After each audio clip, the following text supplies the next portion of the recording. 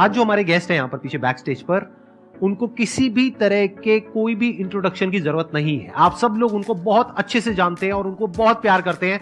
Please give an energetic and warm welcome to the one and only doctor Vikas Divya Kirti sir.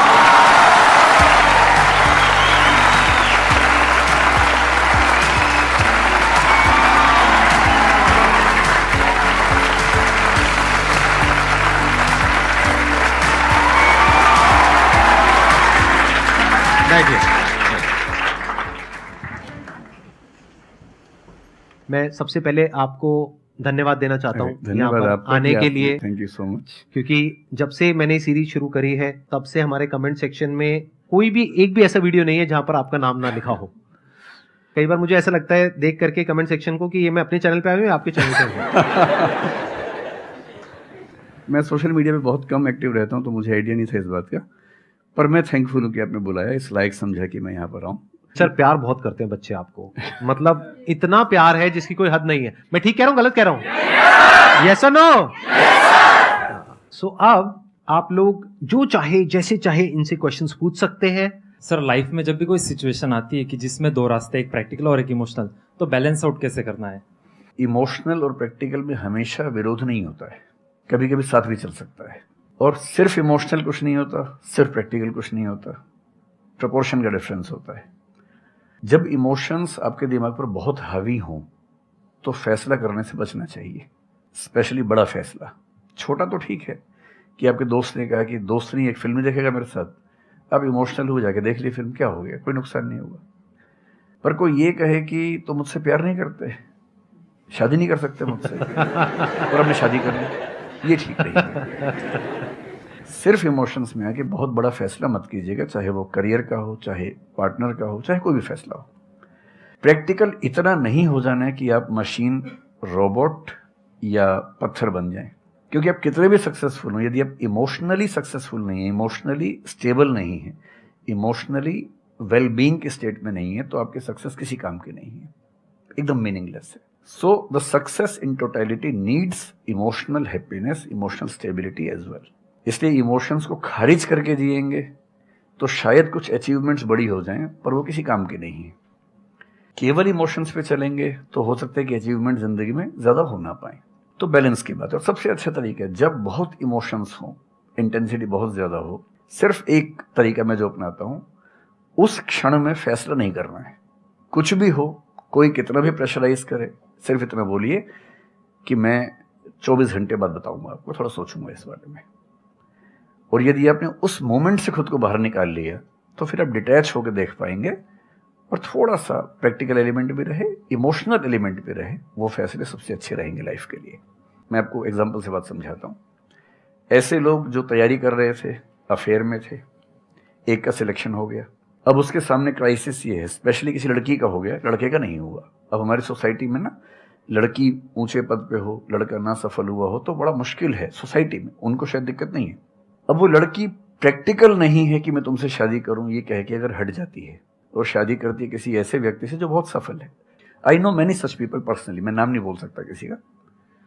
मैंने generally पाया है कि वो लोग लाइफ में बहुत फ्रस्ट्रेशन में रहे बाद में, क्योंकि सफलता के नाम पर, प्रैक्टिकल होने के नाम पे ऐसे व्यक्ति को चुना जिसके साथ वो रह नहीं सकते ठीक से। और मैं ऐसे कई लोगों को जानता हूं जो आईएएस बने, IPS बने, जिनको करोड़ों रुपए के दहेज के ऑफर्स आए, साफ ठुकरा के कहा कि मैं जिंदगी एक ही व्यक्ति के साथ गुजार सकता हूं जो मेरे साथ है, और हैं, बहुत खुश हैं। अब कोई कह सकता है उनके परिवार में कि इसने प्रैक्टिकल फैसला नहीं किया, इमोशनल फैसला किया, पर अल्टीमेटली किसी चीज की वैल्यू क्या है? आपकी लाइफ बेहतर हो। यूट्यूब पे जिसके 1 लाख भी सब्सक्राइबर्स होते हैं वो मोनेटाइज करता है, 1 लाख क्या जब मिनिमम हो सकता है, खूब पैसा कमाते हैं, ब्रांड प्रमोशन करते हैं, साबुन तेल बेचते हैं बीच बीच में। आपका चैनल तो शायद देश में सबसे बड़ा चैनल है, आप चाहें तो कितना नहीं कमा लेंगे। मुझे कुछ दिन पहले एक एजेंसी के लोग मिले जिन्होंने बताया कि इनकी जैसी ख्याति है उस लेवल पर महीने में कोई 5-10 करोड़ भी कमाना चाहे तो कमा सकता है आराम से इस यूट्यूब चैनल से। तो मैंने पूछा कि वो कौन सी चीज है जो आपको इतना मजबूत बनाती है कि आप नहीं इस रास्ते पर जाते, मैं वो जानने में इंटरेस्टेड हूँ। तो 10 मिनट की बात के बाद मैं समझ में आ गया, क्योंकि अल्टीमेटली अगर मैं अपनी वैल्यू के खिलाफ चला गया तो खुश कैसे हो जाऊंगा? पैसा मुझे कैसे खुशी देगा जब मैं ही नहीं रहा, तो खुशी किस बात की? इसलिए इतना प्रैक्टिकल मत होना कि अपनी माँ के, पिता के, भाई बहन, दोस्त, जो प्रेमी प्रेमिका है, उनके इमोशंस के साथ खेलने लगो। इतना प्रैक्टिकल कभी मत होना, इतना इमोशनल मत होना कोई आपको बेवकूफ़ बना सके, बात बात पर बेवकूफ़ बनाता रहे। और बैलेंस जिंदगी जो है ना, वो मध्य मार्ग में है, जिंदगी एक्सट्रीम पे नहीं है, मध्य में है। तो प्रैक्टिकल और इमोशन का बैलेंस रखिए, लाइफ बढ़िया होगी।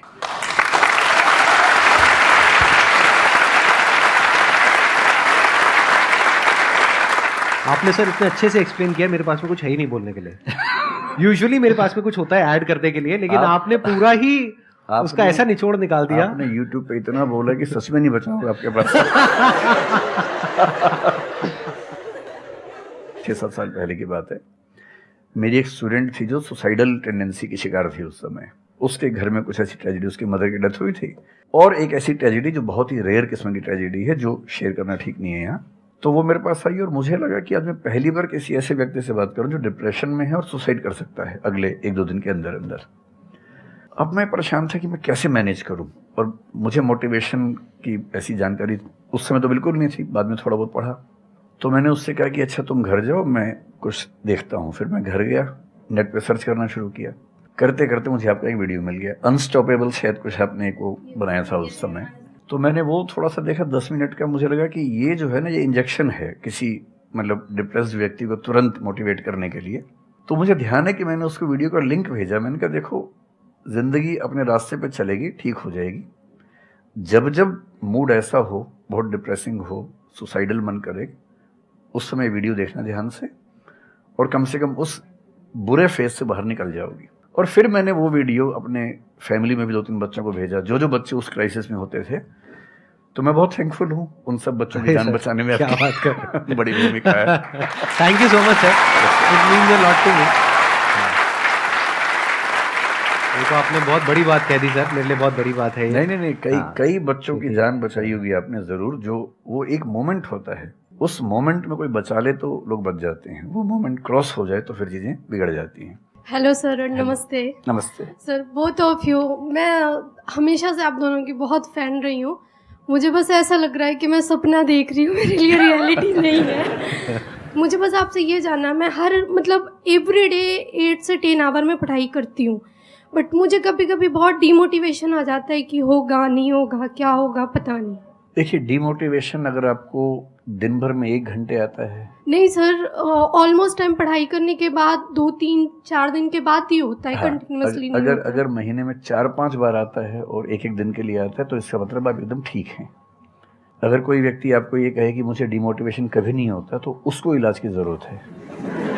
आपको जरूरत नहीं है, क्योंकि जब आप अपने से बेहतर व्यक्ति को देखेंगे, आपको थोड़ा सा इंफीरियरिटी कॉम्प्लेक्स आएगा, डिमोटिवेशन आएगा। जब आप अपने से कमज़ोर को देखेंगे, आपको सुपीरियरिटी कॉम्प्लेक्स आएगा, थोड़ा सा मोटिवेशन ज़्यादा हो जाएगा। जिस दिन टारगेट पूरा हो जाएगा, मोटिवेशन आ जाएगा। जिस दिन टारगेट पूरा नहीं होगा, डिमोटिवेशन आएगा। जिस दिन टेस्ट में आपके मार्क्स अच्छे आएंगे, आप मोटिवेशन के साथ लौटेंगे। जिस दिन खराब आएंगे, डिमोटिवेशन होगा। लेकिन ध्यान रखिए, जिस दिन आप मोटिवेटेड हैं, उस दिन आप वजह बन गए कईयों के डिमोटिवेशन की। लगातार मोटिवेटेड होना एक मेंटल इलनेस की निशानी है, और लगातार डीमोटिवेटेड होना डिप्रेशन की निशानी है। इन दोनों से बचना है। तो डीमोटिवेशन की बहुत हाइप है, इतनी हाइप की ज़रूरत नहीं है। थोड़ा बहुत हो, एंजॉय कीजिए उसको। और जब जब लगे कि ज़िंदगी बहुत ख़राब चल रही है, तो मैं जो करता हूँ, अजीब सा लगेगा आपको, मैं कभी कभी शमशान घाट चला जाता हूँ। सच कह रहा हूँ, ये सुनी है आपने वीडियोस में भी कहा है। सच में चला जाता हूँ, या ट्रॉमा सेंटर चला जाता हूँ देखने के लिए। ट्रॉमा सेंटर में जाके 1 घंटा बैठ के आ जाइए, मोटिवेशन आ जाएगा। और शमशान घाट में जाके देख लीजिए कि हम जैसे हमसे कम उम्र के लोग वहाँ जल रहे होते हैं, तो लगता है हम जिंदा तो हैं। अगर मैं थोड़ा सा कॉग्निटिव लेवल पर बात करूँ, एक बहुत बड़ा साइकोलॉजिस्ट हुआ, उसका नाम है ब्रेंटानो, कभी सर्च कीजिएगा उसको। ब्रेंटानो ने ह्यूमन कॉन्शियसनेस को स्टडी किया, और उसने ये बताया कि ह्यूमन कॉन्शियसनेस की बेसिक नेचर है कि जो हमारे पास है वो हमें नजर नहीं आता, जो नहीं है वो नजर आता है। तो the consciousness of lacking something is the nature of human consciousness. इसलिए इसी बात को एक शेर में, बहुत प्रसिद्ध शेर में कहा गया है, दुनिया जिसे कहते हैं जादू का खिलौना है, मिल गया सो मिट्टी है, नहीं मिला वो सोना है।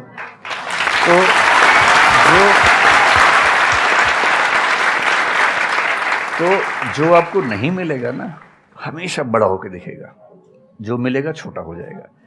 तो ईमानदारी इसमें है कि जब जब डिमोटिवेशन और डिप्रेशन हो, एक कागज़ लेके बैठ जाइए और एक तरफ लिखिए मेरी ज़िंदगी में ऐसा क्या क्या है जो दूसरों के पास नहीं है।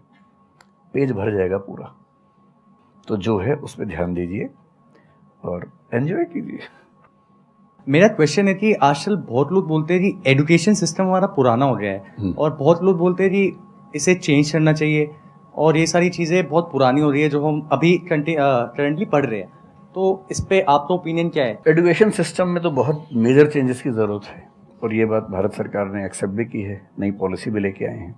मतलब मुझे लगता है कि कई लेवल्स पे देखना है। सबसे पहले तो ये डिफाइन करना ज़रूरी है कि एजुकेशन का पर्पज़ है क्या।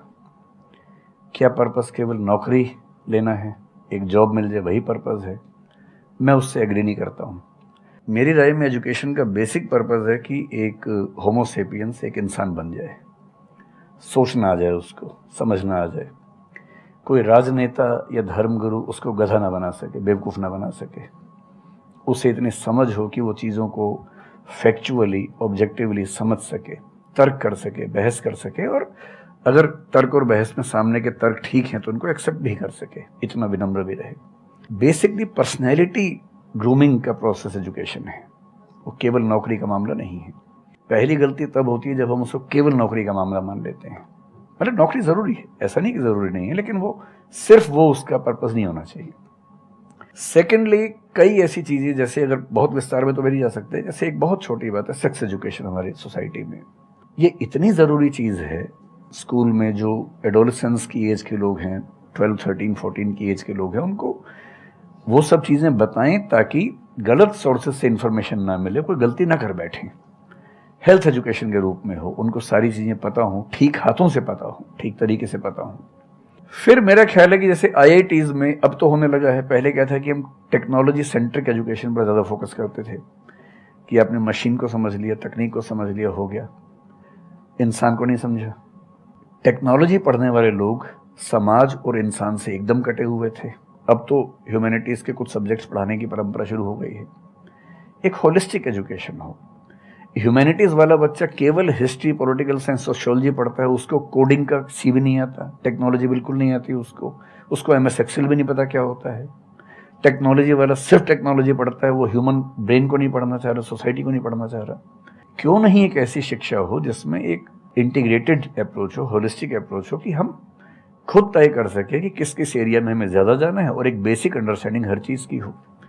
तो बेसिक 3 फार्मूले माने जाते हैं। एक यूनिवर्सलाइजेशन ऑफ प्राइमरी एजुकेशन है कि 10वीं क्लास तक की शिक्षा हर बच्चे को मिले, ठीक से मिले। वोकेशनलाइजेशन ऑफ सेकेंडरी एजुकेशन, यानी 11वीं 12वीं की पढ़ाई का पर्पज़ है कि बच्चा ये समझ पाए कि उसको ज़िंदगी में आगे कहाँ जाना है। और फिर जो हायर एजुकेशन है वो सबको करने की ज़रूरत नहीं होनी चाहिए, वो शौक पूरा करने के लिए नहीं है, वो शादी का वेटिंग रूम नहीं है, वो उसके लिए है जिसको सच में आगे पढ़ना है, वो उतना पढ़े, सब्जेक्ट चूज़ करे और फिर उसमें गहराई से रिसर्च करे ताकि डेवलपमेंट के रास्ते पर अब बढ़ें। हम एजुकेशन के मामले में बहुत बुरी स्थिति में हैं। मैं तो जिस उम्र में हूँ, मेरा अब तो पर्पज़ भी ये बन गया है कि अब मैं उसी पे कुछ काम करूं। एक यूनिवर्सिटी शुरू करने की योजना मेरे मन में है, इनसे मैंने शेयर भी किया था। और मैं जिस तरह का विश्वविद्यालय सोचता हूं वो नौकरी देने के पीछे पागल नहीं होगा, वो होमो सेपियंस को कायदे का इंसान बनाने की कोशिश करेगा। नौकरी तो उसका एक पार्ट है। मतलब आप जितने भी सफल लोगों को देखेंगे जनरली, जैसे मैंने इन्हीं से पूछा, ये जिस फील्ड में सफल हैं, इनका जो करियर है, अगर मैं इसको छोड़ भी दूं तो अदरवाइज भी जो इनका करियर है वो उस विषय से जुड़ा हुआ नहीं है जो इन्होंने पढ़ा है ग्रेजुएशन में। मेरा भी नहीं है, आमतौर पे किसी का भी नहीं है। 90% लोगों को मैं देखता हूँ जो सक्सेसफुल हैं, उनके ग्रेजुएशन के सब्जेक्ट में और लाइफ की फील्ड में कोई लिंक नहीं है। तो बेसिक पर्पस क्या है? वो स्मार्टनेस बाहर आ जाए, ग्रूमिंग हो जाए, इंटेलिजेंस है, इमोशनल इंटेलिजेंस है, वो सब जो टूल्स हैं वो उस बच्चे को सीखने को मिल जाए ताकि फिर वो ज़िंदगी को फेस कर सके, इनोवेट कर सके, नए रास्ते निकाल सके। 1000 रास्ते दुनिया में होते हैं। तो सच बात है कि काफ़ी चेंजेस की ज़रूरत है और आप और हम मिलकर करेंगे चेंजेस। एजुकेशन वाइज अगर देखा जाए तो मैंने बहुत ज़्यादा कुछ नहीं किया है अपनी लाइफ में, बट मेरे स्टैंड पॉइंट से अगर आप देखोगे कि एजुकेशन क्या है, तो एजुकेशन का सबसे बड़ा गोल ये है कि एक इंसान का दिमाग खुले, बजाय कि उसका दिमाग इतना नैरो डाउन हो जाए कि उसको लगे कि बस यही अगर हो गया तो सक्सेस है, ये नहीं हुआ तो फेलियर है। आप अनगिनत तरीकों से अपने गोल को, अपने पर्पस को, या जो भी आप करना चाहते हो उसको अचीव कर सकते हो। एजुकेशन का सबसे बड़ा गोल ये होना चाहिए, और वही मेरी कोशिश है अपने इन सेशंस के थ्रू करने की, कि एक इंसान का दिमाग खुल जाए, उसके दिमाग में एक पॉसिबिलिटी माइंडसेट आ जाए, ना कि एक लिमिटेड माइंडसेट हो कि बस ये हो गया तो बहुत है। अब प्रॉब्लम क्या है, ये जो लिमिटेड माइंडसेट है ये बहुत लोगों का है, करोड़ों लोगों का है, तो वहां पे कंपटीशन भी बहुत है। पॉसिबिलिटी माइंडसेट जबकि देखा जाए तो ज्यादा इंटरेस्टिंग है, लेकिन बहुत कम लोगों का है और वहां पे कंपटीशन कम है।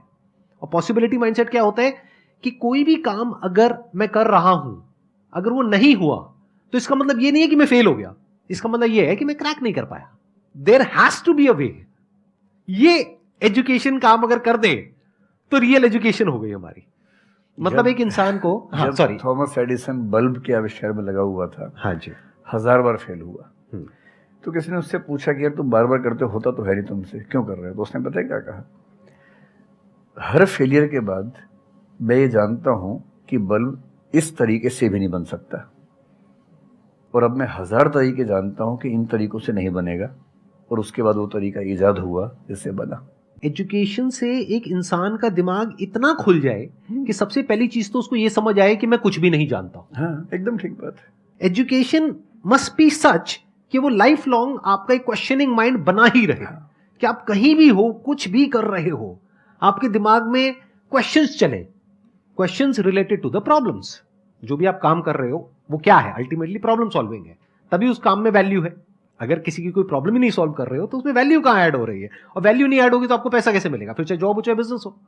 सो द आइडिया इज कि आपका दिमाग ये चलना चाहिए, अच्छा ये प्रॉब्लम है ना, पहले तो मुझे नहीं पता है कि इसको सॉल्व कैसे करना है, क्योंकि अगर आपको पहले से ही पता है तो आपको वही पता है जिस तरह से वो प्रॉब्लम सॉल्व होती आई है। That may not be relevant in today's context, but still आप उसको उसी तरह से सॉल्व करोगे जिस तरह से सब कर रहे हैं। वहां पर कंपटीशन है, फिर आप कहोगे कि कुछ हो नहीं रहा है। सो द आइडिया इज कि पहले तो ये प्रॉब्लम है जो मुझे अच्छे से समझ आई, मैंने इस पे फोकस किया, अब इसको सॉल्व करने के इन्फिनिट तरीके हैं, एक रास्ता नहीं है, बहुत सारे रास्ते हैं, मुझे पता नहीं है। This is the goal of education, कि मुझे नहीं पता है लेकिन पता किया जा सकता है। This is another goal of education. उसमें से कुछ तरीके काम करते हैं, कुछ नहीं करते हैं, यह भी हमको क्लियरली पता होना चाहिए। मतलब your personality must be dynamic, it must not be static. जैसे मैंने देखा है बहुत लोगों को जो मुझे मिलते हैं, कुछ लोग हैं उसमें से जो, जैसे मैं सर से मिला अभी ऑफ कैमरा, हम लोग बैठे हुए थे, डिस्कशन कर रहे थे, तो it was a great experience sir, आपके साथ में बैठ करके जिस तरह से, जिस ठहराव से सर बात कर रहे थे, जिस तरह से चीजों को सुन रहे थे, समझ रहे थे, और मैं क्वेश्चंस पूछ रहा था, ये मेरे से क्वेश्चंस पूछ रहे थे, तो there was a conversation which was going on.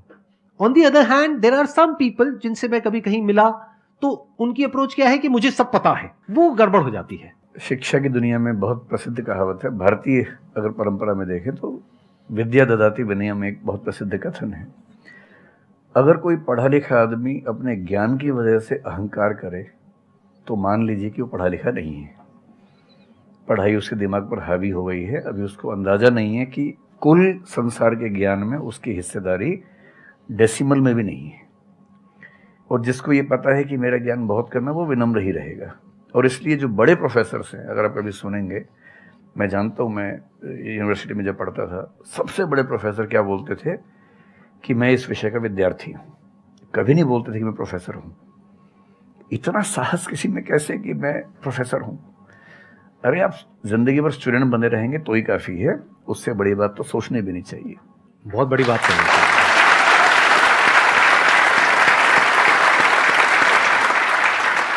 मतलब कि एजुकेशन का गोल आपको प्रोफेसर बनाना नहीं है, आपको स्टूडेंट बनाना है।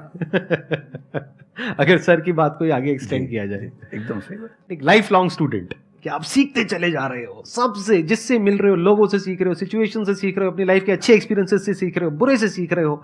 जैसे मैंने देखा है, जब भी यहाँ पे कोई क्वेश्चंस पूछते हैं ना, सबके क्वेश्चंस एक ही होते हैं, सर सक्सेसफुल कैसे हो।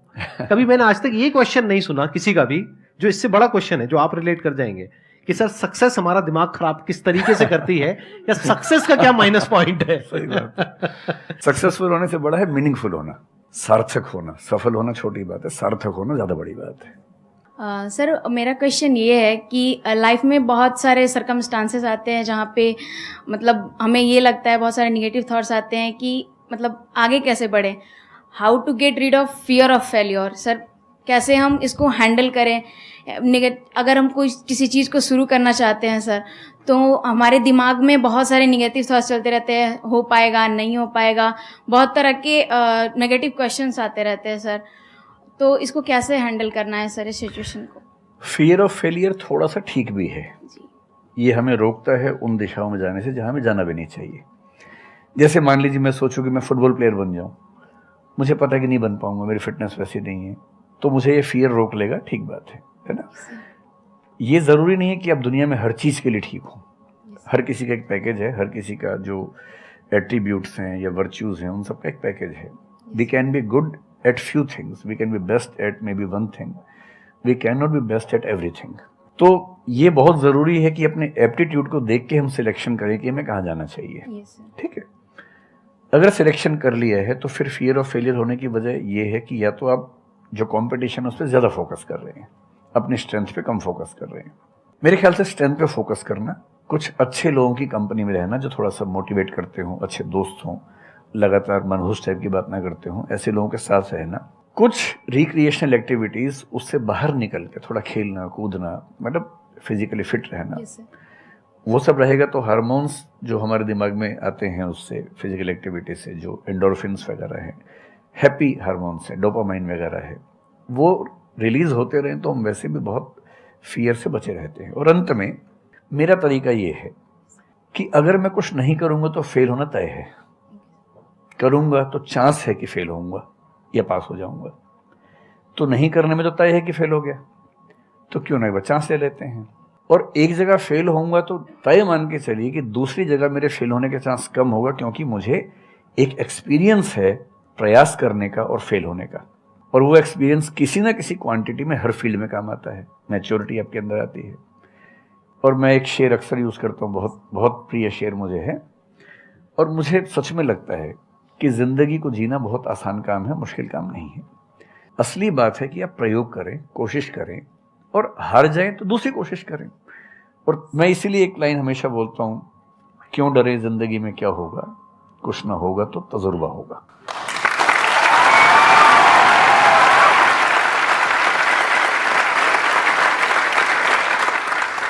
मुझे भी सर के जैसे मोटिवेशनल स्पीकर बनना है सर, पर मैं ये सोचती हूँ कि अगर मैं वीडियो बनाऊँगी, कंटेंट बनाऊँगी, तो संदीप सर को छोड़ के या फिर बहुत बड़े बड़े मोटिवेशनल स्पीकर्स हैं उनको छोड़ के मुझे देखेगा कौन। मतलब ये मेरे अंदर थॉट्स आते हैं कि अभी मेरा मतलब मैं 19 ईयर की हूँ, तो मैं जब वीडियो कंटेंट बनाऊँगी तो मैं कुछ, मुझे ऐसा मतलब मेरे अंदर ये थॉट है कि मैं कोई बड़ा आदमी नहीं हूँ या फिर कुछ बड़ा नहीं हूँ, तो मैं ये वीडियो कैसे डाल सकती हूँ, लोग क्या सोचेंगे कि मतलब तू ये तो खुद कुछ नहीं है और लोगों को मोटिवेट कर रहा है, ऐसा मेरे अंदर थॉट आता है। पहले या तो कुछ कर लीजिए जिंदगी में, उसके बाद मोटिवेट कर लीजिए, और नहीं तो मोटिवेशन एक पूरी साइंस है, साइकोलॉजी से जुड़ी साइंस है, उसको ठीक से पढ़ के रिसर्च करके उससे बात कीजिए। शुरू में तो जब इन्होंने भी शुरू किया होगा, कहाँ शुरू में लोग जानते होंगे, बड़ी लंबी स्ट्रगल होती है, किसी भी फील्ड में इतनी लंबी स्ट्रगल है। देखिए जो आदमी सफल है ना, आप ये जो हमारा वर्तमान है ये ऐसे ही नहीं बन गया है। हर सफल आदमी का एक बहुत लंबा अतीत होता है जिस पर नज़र किसी की नहीं होती है। और बशीर बद्र ने एक बड़ी गहरी बात कही थी, ये फूल मुझे कोई विरासत में मिले हैं, तुमने मेरा कांटों भरा बिस्तर नहीं देखा।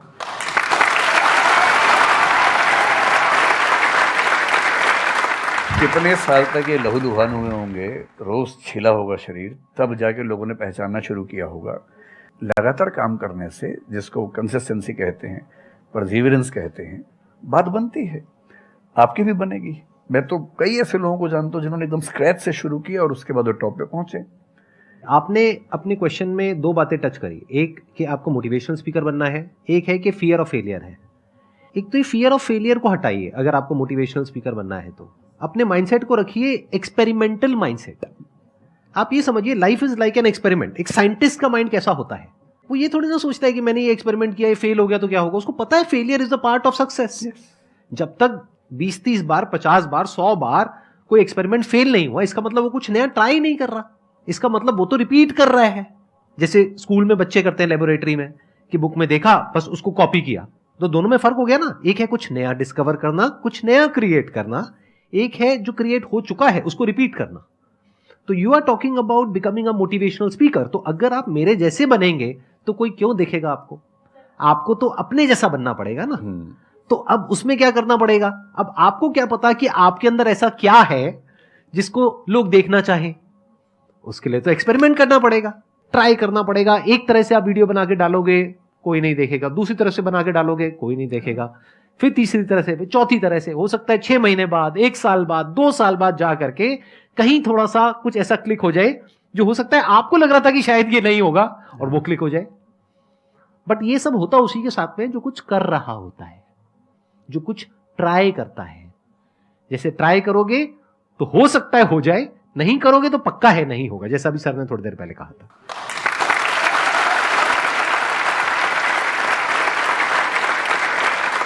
Thank you so much sir, यहां पर आने के लिए।